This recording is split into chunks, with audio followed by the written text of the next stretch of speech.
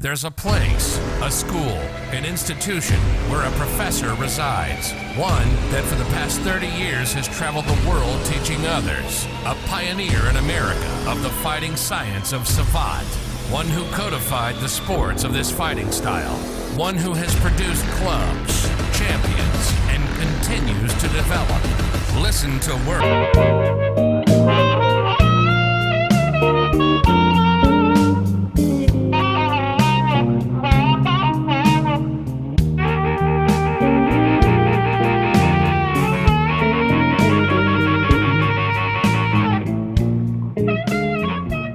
Hey guys, we're back on Monday's questions and viewpoints. And one of the questions was that about a professor, a legendary professor of Savate by the name of Christian Guillaume. But before I start talking about Professor Guillaume, I want to wish everybody, and I hope everybody had a great Father's Day weekend and spend it with those that they love. And yesterday I was sitting down and reading a bunch of texts, emails, messengers on Facebook, past old and new students, wishing me a great Father's Day. And I had a great Father's Day weekend. I spent it with those that I love, and the kids were there at the house, and we cooked and so on and so forth. But there was a lot of messages, and there were several that considered me like a second dad. Listen, I want to thank you all that, because I do consider my professors like my second father. Professor Buitrón and Sila, they were my second father. People that were kind of key. They were always there for you. They were always mentoring for you. A lot of good individuals within pugilism that gave some great sound advice. We have it's a big brigade family. It's a big family, really.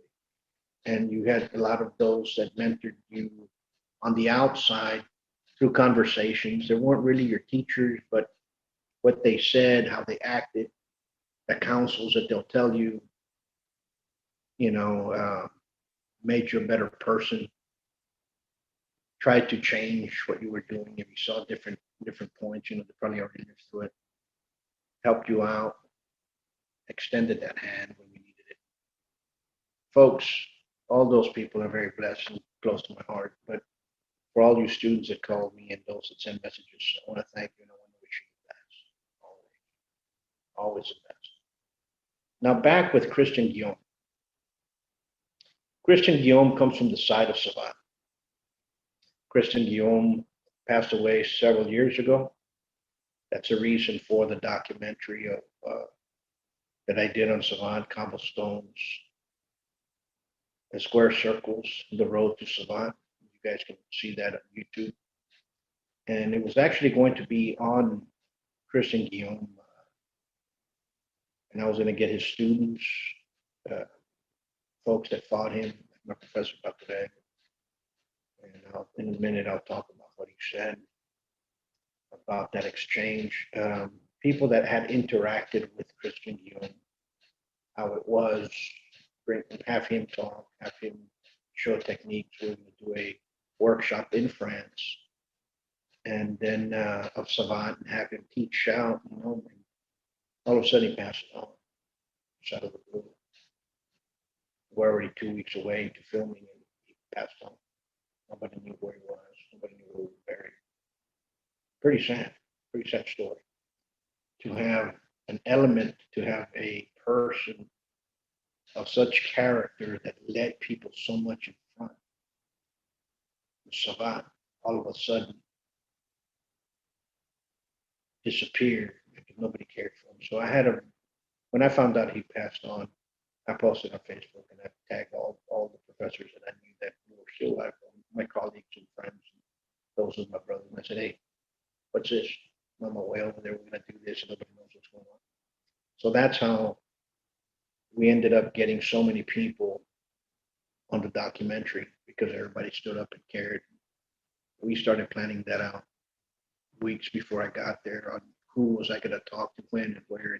And it was such a organized, event that it went smoothly. But you have to watch it. Watch it's there. And it's in French because they're all speaking French, but you can also press on your YouTube, on your PC, you can press the subtitles for them to change it to the language. So it's a neat thing that YouTube has. Now coming back to Christian Guillaume. Christian Guillaume was a student of Roger Lafont.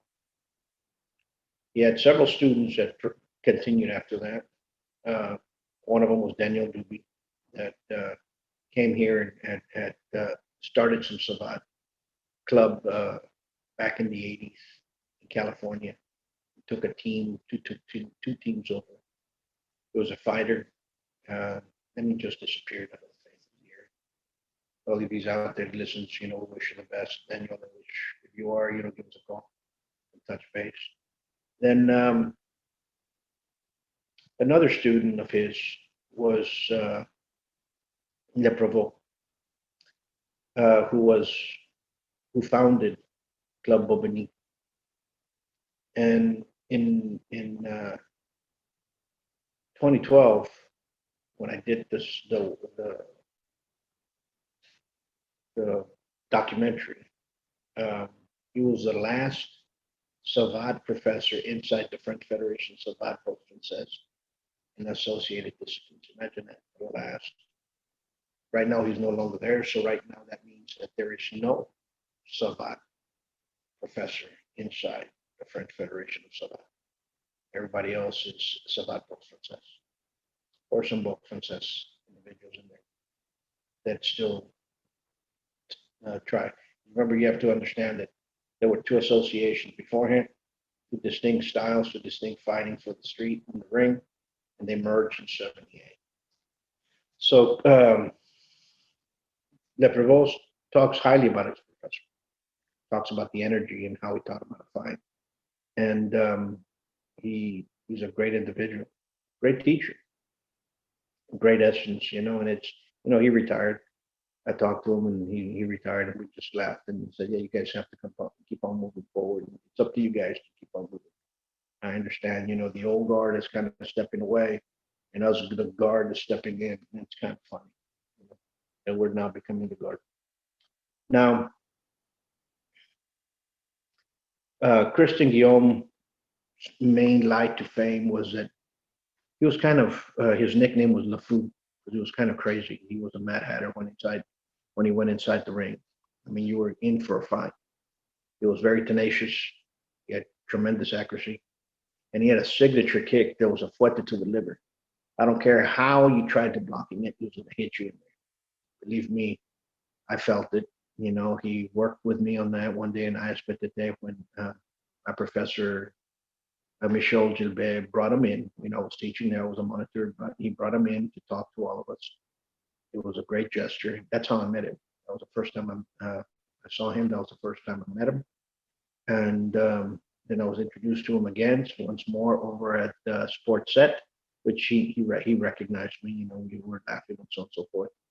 And then I'll talk about the third time later on here. But while he was there giving us class, he gave like a little workshop, 2-hour workshop. His main emphasis was accuracy. He used to say, you can have the most powerful foot in the world, but if you kick somebody where they're just going to muffle it, doesn't matter. So you have to be accurate. So when you come in and you train in front of somebody, you have to train persistence and accuracy. And that's what the signature kick is of his, that fuerte to the liver.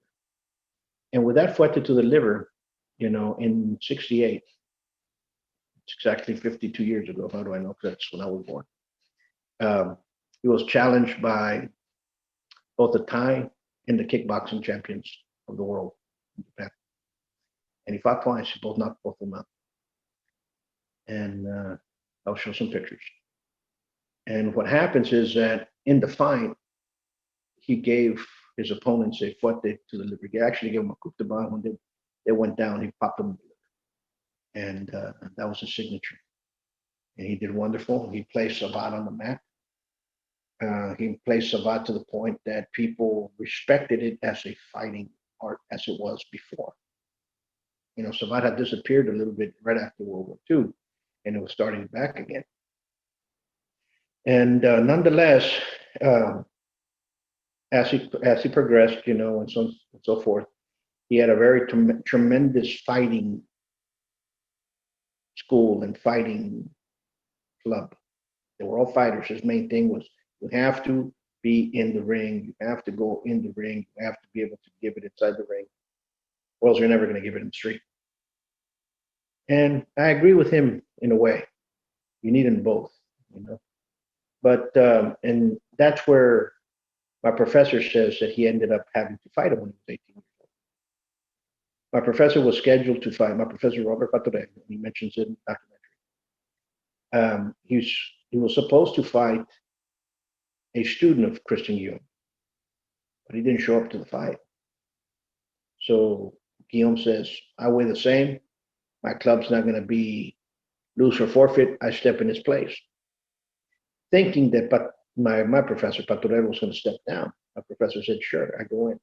He says, "Paul, I lost, but my elbow was that big, from blocking all the fuertes, was just that big, and every fuerte came in here. He did knock me out. We went the distance. I popped him around. He popped me around." He goes, "But I earned respect from the most feared saboteur that there was at that time frame." Imagine that. A lot of people don't know my professor is one of the youngest professors in the history of the arts. He ended up becoming a professor at 18. But a lot of things changed within that. That was still the Savate association that was apart from the Book Francesco. So you have to realize that. The third part of Christian Guillaume is my professor Jean-Paul Viviani was the one that was organizing the international, Paris International, which was in 1991. In November, I remember that very well. And there's two stories that I'm going to tell you from the show. In that fight, I was helping, take the official cards to the desk and Coubertin Stadium and bring that over here and bring this over there and make sure the weigh-ins are going in. And I'm just running around doing gopher stuff, And Michelle Gilbert also telling me, "Paul, we need your help over here." I was just like that. Make sure that the gloves are, that's how you learn what takes place to organize. And I want to thank them for doing that, because if they wouldn't, I wouldn't have understood how to hold competitions here. I'm glad that I went through all that schooling. And when I was walking by, I saw Guillaume standing right out. They're buying tickets, and you see the line forming. And he was out there and he was counting money. He didn't have money to buy a ticket. So I opened the door and I let him in. Hey, and he recognized me. He went like this, and we went back to where Viviani was at, and so on and so forth. And he was talking to the fighters, giving them some counsel. He hugged up and, "Hey, go pray. Courage for France, because you guys are going to fight somewhere else." I remember Farina was there, Camille Sharif was there, Jean-Baptiste Uga, my brother Jean-Louis Lassen was on there, and Mira Fati was there with UNICEF when they fought their tremendous fight. And on the other side were those that were coming in from the different places, from Belgium and from Croatia, from Russia. And I'll tell you a little bit about the Russian incident now. Well, anyway, everybody was right there, and we're getting everything ready. And I get called out from where I was at by one of the federation's mucky mucks. His name was Denny Cheminard. He takes me outside. He starts yelling at me, literally yelling at me. I'm talking to him, "Hey, number one, don't raise your voice." I'm telling him in French, cut down your crap, I brought him in. He goes, "Who's going to pay for that ticket?" I said, "I'll pay for the fucking ticket." I said, he doesn't have enough. He's one of the legends. You guys should be bringing him for free. You don't understand, and this and this. You come in here and you do whatever you want, and everybody just. And I go, "Listen, I want to tell you one thing."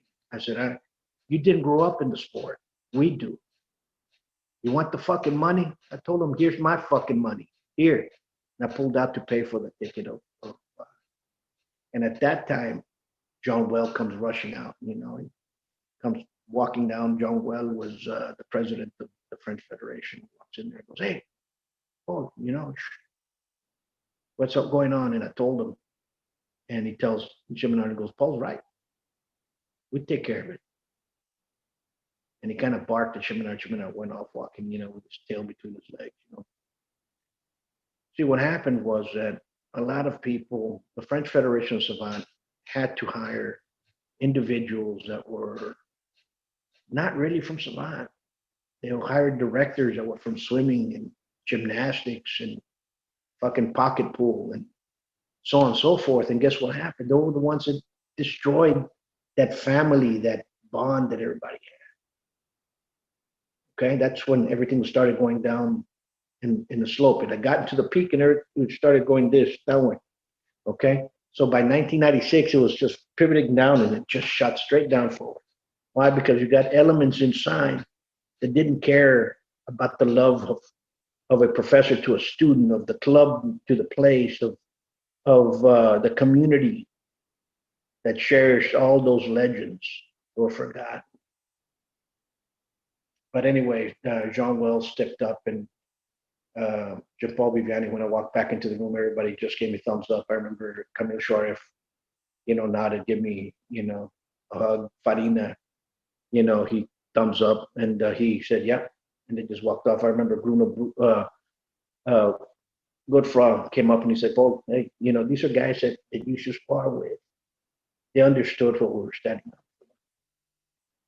And, I went on and I saw they were going in. I saw a friend of mine, Jean-Baptiste Aouga, great fighter. And he just nodded. Richard Silla nodded. Everybody knew exactly what had happened, how it was, and how come it had happened in that fashion. And anyway, to make a long story short, Silla, says, hey, let's go outside. And I went outside and I was talking to him. He goes, hey, you did wonderful. You put him in his place. Well, we have to. Enough of that. Now, when we're all sitting down, he was sitting right in front of us because there were some people, and I was sitting. When I sat down to go watch the fight, it was myself, Patorel, his partner, from his partner in the police, and Professor Agnes Pequelin, and Claude Valadier. And Claude says, "Hey, Paul, you did what you had to. That's just what it's supposed to be. We have to protect Savant. Thank you." And Patorel just, kind of shrugged, And well, anyway, to make a long story short, the Russians came out and was fighting Jean-Baptiste Auguste. It was funny because 6 months prior, more or less, maybe less, 5-6 months prior, Michel Roger sent myself, Farina, Richard Silla, Frank May, to do a workshop in Russia for Savant. They had no Savant Federation and no association whatsoever. So this individual must have been doing Savant probably 4 months times, and he was already going to fight one of the best in the world. It's like if you get a person that just started boxing, and he is a lightweight, okay, and you're going to put him up against Pernell Whitaker or Floyd Mayweather or Pacquiao or Canelo, and this person maybe has 4 or 5 amateur bouts, and you're going to put him up against that. Well, that's what happened. And that's when I saw the ugly side of nationalism, of what's involved within the French Federation of Savant, which is nationalism. They tremendously beat him up to a pulp, the Russians. That night, they told me, "Are you going to go to the after party?" I said, "No, I can't, because tomorrow I have to travel out." So Big Blue and I were walking, and he goes, "Hey, where are you going to go?" And I go, "I have to go to to where I stay. And he goes, hey, let's go get something to eat. I'll give you a ride. And we turn around and we see the Russian's girlfriend crying and the Russian just sitting outside on the bench. He couldn't walk. And she said that we could take him to the hospital. So we took him to the hospital. His front leg, his right leg, actually his left leg was torn inside, black and blue, hematoma left upon another from all the fuetes that John Bautista Aúdas had done. He did it perfectly. That's when I realized that 2 good fuetes can split your muscle. He could not walk. He was supposed to get surgery. They gave him some for inflammation to go down. Later on in time, he sends me a postcard I received about a year later. Thank you, my Texas friend for helping us in the hospital. I'm no longer doing Savate. I'm back at the police, and I'm going to be going to the police academy. Never found it. I never, saw wish he's well if he sees himself. That's when I saw how can you get somebody that has no skill and put him up with the best just to say French won. That's nationalism. Anyway, things like that happen. One thing I do remember about Christian Guillaume is he was always laughing and smiling. He always took everything sly, but he was always telling you a counsel. And one of the counsels he would always say, especially when I spent that little time, he says, do not be in a hurry. Being in a hurry doesn't mean you're good. Being good means that you know your basics. And in Savate, we need accuracy. So practice accuracy. And that's always stuck with me because basics is something that we all need. I hope you enjoyed some of the stories that are brought forth. If you do, press subscribe. Keep the questions coming. Believe me, there's so much other stuff. We got some good questions in there, but this one is particular to my heart. Tell us about Christian Guillaume. And I just did. He was a wonderful teacher, a legend in Savate, and may God keep him in peace. And folks, you guys stay in peace as well. Be safe. Remember, summer's already here, and let's move forward on in life. Much peace.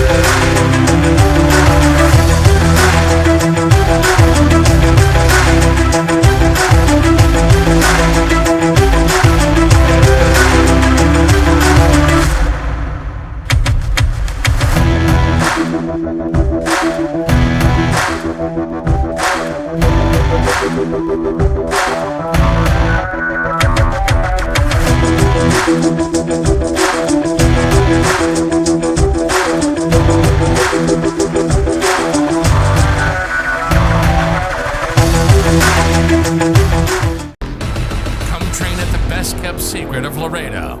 Buitron Academy, 956-401-4868. Savate.biz.